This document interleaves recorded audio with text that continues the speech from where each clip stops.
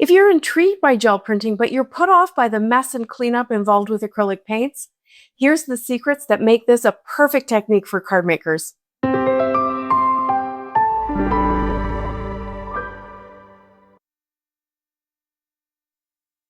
Secret number 1, you can make gel prints with the inks you already love. It's fast, it's easy, it has minimal cleanup, and it surprises you every single time. Wait till you see. Here's what you'll need. First, a gel plate. If you don't have one, you can try it using a grip mat or a glass or slick surface. The results will be a bit different, but you'll still get something interesting. This is my 5x7 gel plate, which is my favorite size, and I'll tell you more about that as we go through the process. For paper, you can use any paper you want. You will get different results depending on the paper, but that's part of the fun of this. I'm using something called Neenah Index, which is thinner than cardstock but thicker than printer paper. I like it because it's a little bit absorbent, maybe more than printer paper would be, but it's a really nice layering weight. And it's absolutely not because I bought it accidentally, thinking it was 110-pound cardstock for card bases. Nope. That was a happy accident, and I truly do like this paper, but this will work really well with printer paper too. Or your regular 80-pound Hammermill or Neenah or Opaque. I think often gel print artists go with thinner papers because they're using it for collages. I want mine to be a card layer, so I prefer something a little thicker. Your favorite inks. I know you're thinking, wait, those are not artists' favorite inks. And you are 100% right. For ink blending, my Catherine Pooler inks are my favorites. And they work for this gel printing technique, but these VersaFine pigment inks work even better, so I do have a few of them. Distress oxides will work as well. We'll talk about the differences between the dye inks and the pigment inks, as well as tips for getting vibrant colors as I go along. A brayer. This tool will help you spread the ink. I was trying to think of what to tell you to use if you don't have a brayer, and I guess you could spritz water over your ink, but then that really becomes ink smooshing, which will give you a very different look. And then a stencil is optional, but it will give you more interest and texture to your prints. Okay, so let's start without a stencil. This is a great way to make backgrounds that are kind of one color but not solid. Choose several inks in analogous colors. I'm using blues and greens here, and just press them onto your gel plate. Most of these have been quite bright on the gel plate, so that first one kind of made me wonder why it was so subtle. I think it's probably best to go lightest to darkest to try and minimize any contamination on your ink pads. You don't have to completely cover the gel plate, because once you've pounced them all down, pick up your brayer and use that to spread the ink. I'm putting it down and doing a very short roll and then lifting it up and then going to another area of the gel plate. I want to spread the ink, but I don't want to completely blend it all into one color.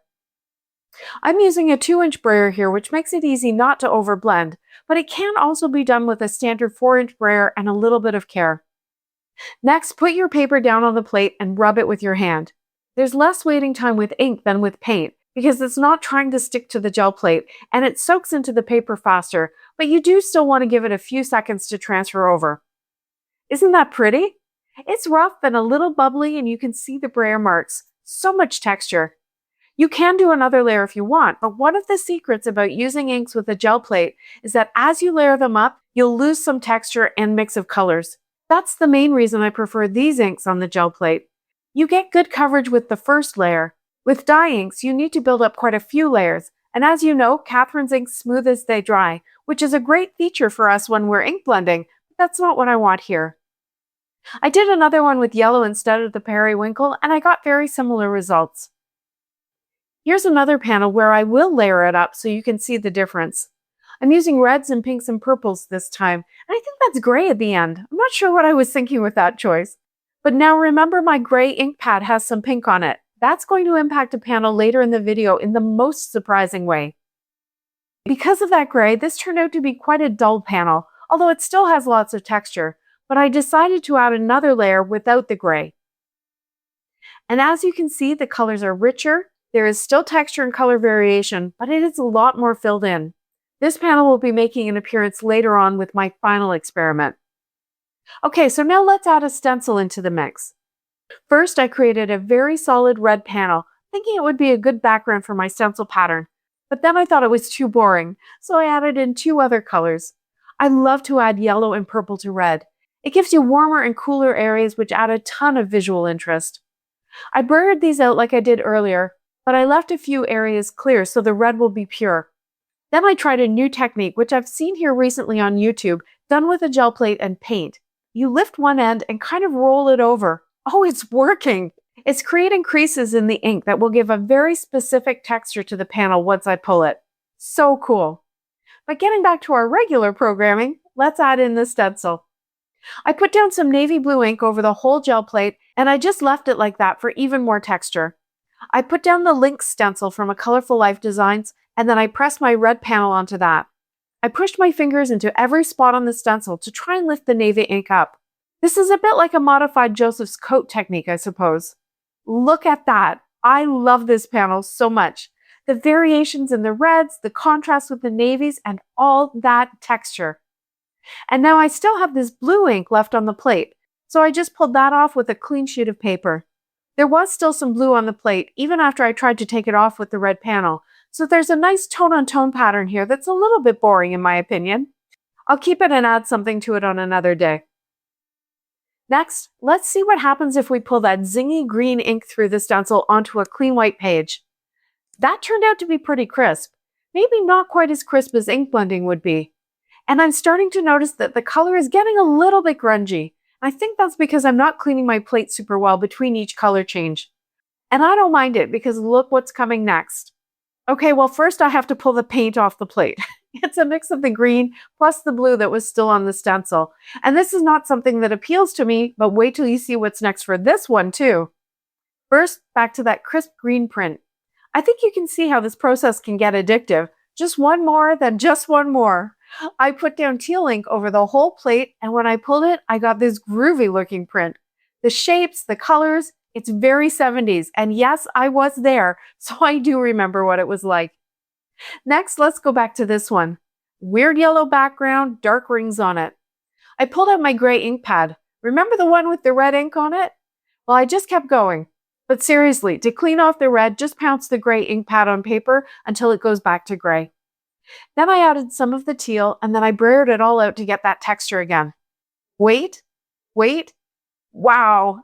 That panel just went from going into the recycling to probably my favorite of the whole session. The red is showing up as pinks and purples and there's greens and grays. I really love this one. Let's try a different stencil now. I'm going to be quick because this is a similar technique to earlier, but the result gave me something quite different. This time I started by creating a rainbow panel. I put down the yellow before its neighboring colors so I wouldn't contaminate the ink pad, and I blurred everything out. My colors are a little pale on this pull, and since I'm not trying to preserve texture this time, I put down another quick layer. Okay, the colors are darker, but again, they're a little grungy because I'm being lazy and I'm not cleaning my plate very well. Next, I put black all over the plate. This is VersaFine Clair Nocturne, the same stuff you stamp your sentiments with, so you know it's very, very dark. And then I couldn't find the stencil I wanted. So while you watch what the ink did while I searched, let's talk about my 5x7 gel plate. It's my favorite because it's smaller than half a sheet of my index cardstock. The paper overhangs the gel plate, so I can easily grab it and pull it up without getting my hands dirty. I know it may feel like there's some wasted paper around the edges, but I'm okay with that. I also find that usually half a sheet of pattern is enough for me to get 1 or 2 or maybe 3 cards out of it. And by then, I'm kind of done with it anyway, and I'm happy not to have scraps to store and remember to use. Now see what happened there with the ink? It would probably be an interesting look to pull it just like that, but it's not what I wanted today, so I just blurred it out again and I put down this Creative Expression star screen stencil and I pulled that. Like I said, very similar technique to earlier, but wait. See what's left on the plate there? I really just wanted to clean that off, so I used this older practice print that was heading into the recycling, and look!